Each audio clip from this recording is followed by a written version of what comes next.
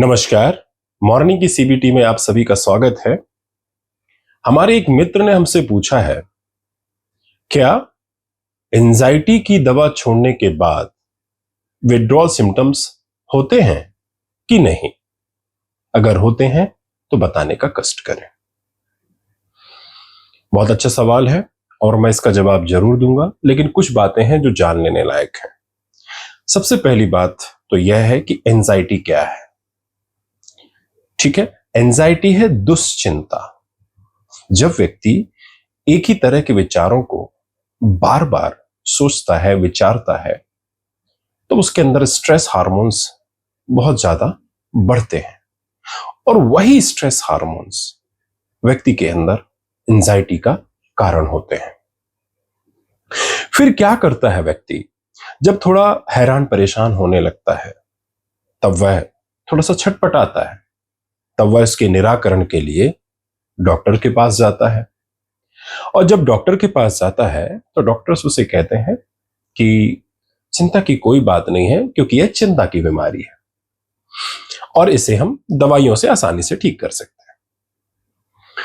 तो ऐसा करो, आप यह 1 महीने दवाई खाओ और बिल्कुल ठीक हो जाओगे और 1 महीने बाद आके मुझे बताना। ठीक है, व्यक्ति दवाइयां शुरू करता है, विद इन 10 डेज उसको आराम मिलना शुरू हो जाता है। आराम मिलना शुरू होता है और वह सोचता है कि अरे वाह, मजा आ गया, डॉक्टर ने तो कमाल कर दिया, बहुत बढ़िया डॉक्टर था। और आप 1 महीने तक दवाई खाते हैं, उसके बाद डॉक्टर के पास जाते हैं। डॉक्टर बोलता है कि अभी 1 महीने और खाओ, फिर देखते हैं, आप आओ 1 महीने के बाद इसे हम या तो कम कर देंगे या तो बंद कर देंगे, पर अभी तो खाना है। फिर व्यक्ति जाता है लेकर दवाइयां अपने पास साथ और खाता ही रहता है। कुछ दिनों के बाद होता यह है कि कहना चाहिए कि उसे डर डर लगने लगता है, अजीब सा लगता है, क्योंकि ऐसा नहीं है कि दवाइयां कुछ नेचुरल क्योर कर रही हैं उसे, कहीं ना कहीं से उसे किसी न किसी तरीके से प्रत्यक्ष या अप्रत्यक्ष रूप से उसे प्रभावित करती हैं। यह जो दवाइयां होती हैं यह ठीक नशे की जैसी ही होती हैं। दवाइयां करती क्या है? देखो, एक तो क्या करती हैं, यह गलत तरीके से आपके ब्रेन के अंदर केमिकलों को बढ़ाती हैं और आपके ब्रेन को नम भी करती हैं। और क्या कर सकते हैं, क्योंकि ये नेचुरल प्रोडक्शन तो है नहीं, एक आर्टिफिशियल प्रोडक्शन है।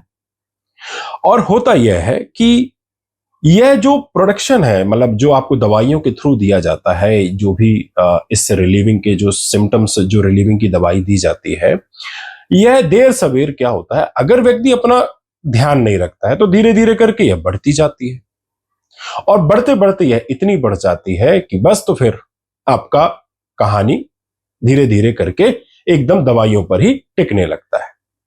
फिर आप दवाइयों पे दवाइयां खाते रहते हैं और आप सुस्त होते जाते हैं। फिर एक दिन व्यक्ति को पता चलता है कि देखिए, जो शादीशुदा है उसको समझ में आने लगता है कि यार वो कुछ कर नहीं पा रहा है। ठीक है, और जैसे ही वह दवा को मान लो 1-2 दिन नहीं लेता तो उसको बहुत ही ज्यादा घबराहट, बेचैनी होती है और दवा लेने पर भी दिन भर ऐसा लगता है कि वह सो ही रहा है, कुछ करने का मन नहीं करता उसमें भी। तो इसी तरह से उसका जीवन चलता है।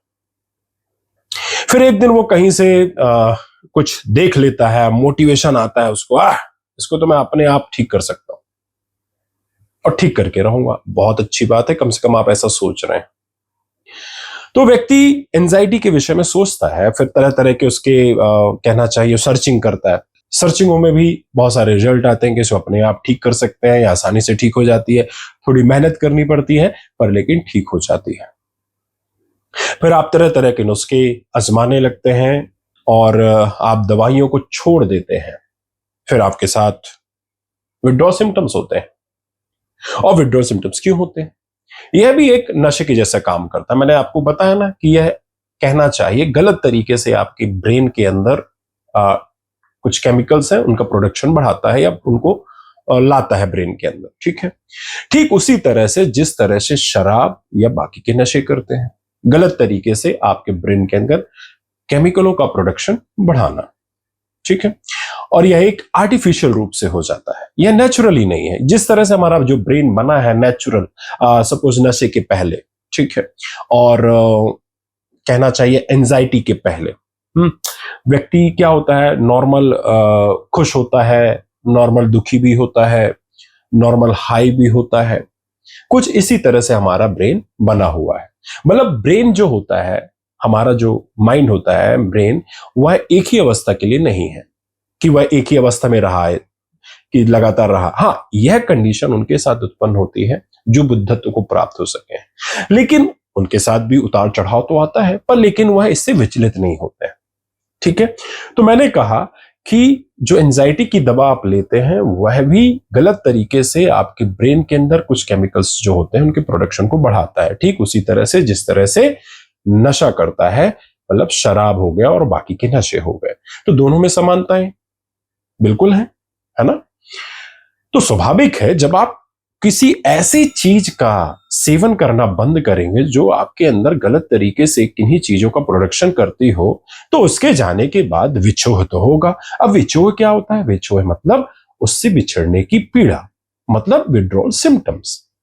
तो जब भी आप एंजाइटी की दवा या डिप्रेशन की दवा छोड़ते हैं तो थोड़ा विड्रॉल सिम्टम्स होते हैं, किसी किसी के साथ थोड़ा ज्यादा होते हैं, क्योंकि उन्होंने अभी तक अपने आप को समझा ही नहीं है, उन्होंने अपने आप पे कभी काम ही नहीं किया है, उन्होंने कभी कुछ सहा ही नहीं है।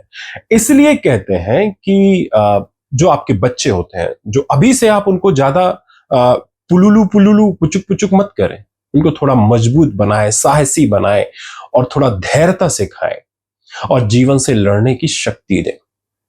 और ज्यादा उनके साथ पुच्चू पुच्चू करोगे ना, लुल्लू पुल्लू करोगे, तो वो पूरे पुल्लू बन जाएंगे, है ना। फिर बाद में वह आपको किसी ना किसी तरीके से परेशान करेंगे। तो अब क्या होता है कि जो व्यक्ति नेचुरल डीलिंग नहीं करना जानता है उसके साथ ज्यादा परेशानी होती है, फिर धीरे धीरे लेकिन सीख जाता है अगर वह करने लगता है तो, है ना।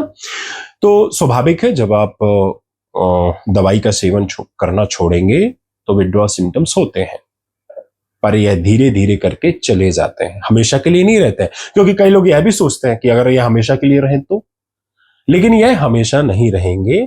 यह मेरा आपसे वादा है, यह बहुत जल्द ठीक हो जाते हैं और धीरे धीरे ठीक होते हैं। यह ऐसा भी नहीं है कि आज रात में आपने ज्ञान सुना और कल रात को खत्म, ठीक है, ऐसा नहीं है। थोड़ा थोड़ा धैर्य रखिए, धीरे धीरे करके है सब कुछ ठीक हो जाएगा।